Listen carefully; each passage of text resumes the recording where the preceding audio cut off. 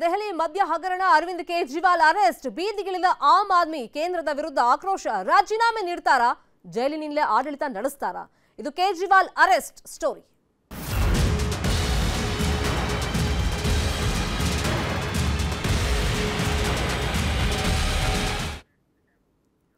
ಅಬಕಾರಿ ಸ್ಕ್ಯಾಮ್ ನಲ್ಲಿ ಇಡಿ ಅಧಿಕಾರಿಗಳು ದೆಹಲಿ ಸಿಎಂ ಅರವಿಂದ್ ಕೇಜ್ರಿವಾಲ್ ಅವರಿಗೆ ನೋಟಿಸ್ ಮೇಲೆ ನೋಟಿಸ್ ಇಶ್ಯೂ ಮಾಡಿದ್ರು 9 ನೋಟಿಸ್ ಇಶ್ಯೂ ಮಾಡಿದ ಮೇಲೆ ಅದನ್ನ ಸ್ವೀಕರಿಸಿಲ್ಲ ಅನ್ನೋ ಕಾರಣಕ್ಕೆ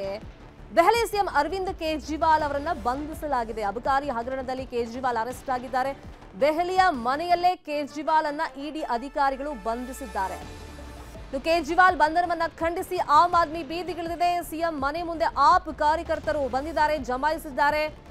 ಈ ನಿಲುವನ್ನ ಖಂಡಿಸ್ತಾ ಇದ್ದಾರೆ ಅಂದ್ರೆ ಕೇಜ್ರಿವಾಲ್ ಪರವಾಗಿ ಘೋಷಣೆಗಳನ್ನ ಕೂಗಿದ್ರು ಜೈಲಿನಿಂದಲೇ ಕೇಜ್ರಿವಾಲ್ ಆಡಳಿತ ನಡೆಸ್ತಾರೆ ಅಂತ ಆ ಪಕ್ಷ ಹೇಳ್ಕೊಂಡಿದೆ ಇವತ್ತು ಮುಂದಿನ ಪ್ರೊಸೀಜರ್ಗಳಿಗೆ ಅಧಿಕಾರಿಗಳು ಅವರನ್ನ ಒಳಪಡಿಸ್ತಾರೆ ಅಂದ್ರೆ ಕೇಜ್ರಿವಾಲ್ಗೆ ಮೆಡಿಕಲ್ ಟೆಸ್ಟ್ ನಡೆಸಿ ಕೋರ್ಟ್ಗೆ ಇಡಿ ಅಧಿಕಾರಿಗಳು ಹಾಜರುಪಡಿಸ್ತಾರೆ ಮತ್ತಷ್ಟು ವಿಚಾರಣೆ ಹಿನ್ನೆಲೆಯಲ್ಲಿ ಅರವಿಂದ್ ಕೇಜ್ರಿವಾಲ್ರನ್ನ ವಶಕ್ಕೆ ಪಡೆಯುವಂತ ಸಾಧ್ಯತೆ ಇದೆ ಇನ್ನೊಂದು ಕಡೆ ಕೇಜ್ರಿವಾಲ್ ಬಂಧನ ಖಂಡಿಸಿ ಆಪ್ ಸುಪ್ರೀಂ ಕೋರ್ಟ್ ಮೆಟ್ಲನ್ನ ಏರಿದೆ ಇನ್ಫ್ಯಾಕ್ಟ್ ನಿನ್ನೆ ರಾತ್ರಿನೇ ಅವರು ಬಂಧನ ಆಗ್ತಾ ಇದ್ದಂಗೆ ಇದನ್ನ ತುರ್ತು ವಿಚಾರಣೆಗೆ ಕೈಗೆತ್ತಿಕೊಳ್ಳಬೇಕು ಅಂತ ಹೇಳಿ ಸುಪ್ರೀಂ ಕೋರ್ಟ್ ಕದವನ್ನ ತಟ್ಟಲಾಗಿತ್ತು ಆದರೆ ಸುಪ್ರೀಂ ಕೋರ್ಟ್ ಇದನ್ನ ನಿರಾಕರಿಸಿತು ಹಾಗಾದ್ರೆ ಏನಿದು ದೆಹಲಿ ಅಬಕಾರಿ ನೀತಿ ಹಗರಣ ಕ್ವಿಕ್ ಆಗಿ ಅದ್ರ ಬಗ್ಗೆ ಇನ್ಫಾರ್ಮೇಶನ್ ಕೊಡ್ತಾ ಹೋಗೋದಾದ್ರೆ ಆಯ್ದ ವ್ಯಕ್ತಿಗಳಿಗೆ ಲಾಭ ತರುವಂತೆ ಲಿಕ್ಕರ್ ಲೈಸೆನ್ಸ್ ಅನ್ನ ನೀಡಲಾಗ್ತಾ ಇತ್ತು ನವೆಂಬರ್ 17 2021ರಂದು ದೆಹಲಿಯಲ್ಲಿ ಈ ಹೊಸ ಅಬಕಾರಿ ನೀತಿಯನ್ನ ಜಾರಿಗೆ ತರಲಾಯಿತು ಇದರಲ್ಲಿ ಭ್ರಷ್ಟಾಚಾರ ಆಗಿದೆ ಅನ್ನೋ ಆರೋಪ ಕೇಳಿಬಂತು ದೆಹಲಿಯಲ್ಲಿ ಮದ್ಯ ತೆರೆಯೋದಕ್ಕೆ ಅಂದ್ರೆ ಮದ್ಯ ಮಳಿಗೆಯನ್ನ ತೆರೆಯೋದಕ್ಕೆ ಲೈಸೆನ್ಸ್ ಅನ್ನು ನೀಡಲಾಗ್ತಾ ಇತ್ತು L1 ಲೈಸೆನ್ಸ್ ನೀಡುವಲ್ಲಿ ಅಕ್ರಮದ ಆರೋಪ ಕೇಳಿಬಂದಿತ್ತು ಅಂದ್ರೆ ಇಲ್ಲಿ ಆ ಪಕ್ಷ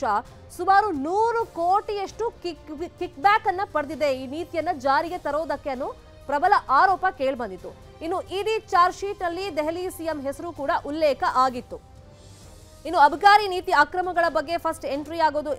ಎಲ್ಜಿಗೆ ವರದಿಯನ್ನು ನೀಡಲಾಗುತ್ತೆ ಅಕ್ರಮದ ಬಗ್ಗೆ ಸಿಬಿಐ ತನಿಖೆಗೆ ನೀಡಲಾಗುತ್ತೆ ಸಿಬಿಐ ಎಂಟ್ರಿ ಆದ್ಮೇಲೆ ಪ್ರಮುಖವಾಗಿ 15 ಜನರ ಹೆಸರು ಈ ಕೇಸ್ನಲ್ಲಿ ಈ ಸ್ಕ್ಯಾಮ್ನಲ್ಲಿ ಕೇಳಿಬರುತ್ತೆ ಅದರಲ್ಲಿ ಸರ್ಕಾರದ ಭಾಗವಾಗಿದ್ದಂತ ಮನೀಶ್ ಸಿಸೋಡಿಯಾ ಮನೆಯನ್ನ ಶೋಧ ಮಾಡಲಾಗುತ್ತೆ ಅಲ್ಲಿಂದ ಶುರುವಾಯಿತು ನೋಡಿ ರಾಜಕೀಯದ ಆರೋಪ ಪ್ರತ್ಯಾರೋಪಗಳು ಅಂದ್ರೆ ದೆಹಲಿಯಲ್ಲಿ ನಾವು ಅಧಿಕಾರದಲ್ಲಿ ಕೂತಿರೋದನ್ನ ಬಿಜೆಪಿ ಅವರಿಗೆ ಸಹಿಸಿಕೊಳ್ಳೋಕೆ ಆಗ್ತಾ ಇಲ್ಲ ಅದಕ್ಕೆ ಎಲ್ಜಿ ಅವರಿಂದ ಸಿಬಿಐ ತನಿಖೆಯನ್ನ ನಡೆಸಿ ಈ ರೀತಿ ಸುಖಾಸುಮ್ನೆ ಆರೋಪಗಳನ್ನ ಮಾಡಲಾಗ್ತಿದೆ ಅಂತ ಹೇಳಿ ಆಪ್ ಆಗಿನಿಂದಲೂ ಕೂಡ ಪ್ರತಿಭಟನೆಯನ್ನ ಮಾಡ್ತಲೇ ಇತ್ತು ಮನೀಶ್ ಸಿಸೋಡಿಯಾ ಹೆಸರು ಕೇಳಿ ಬಂದ ಮೇಲೆ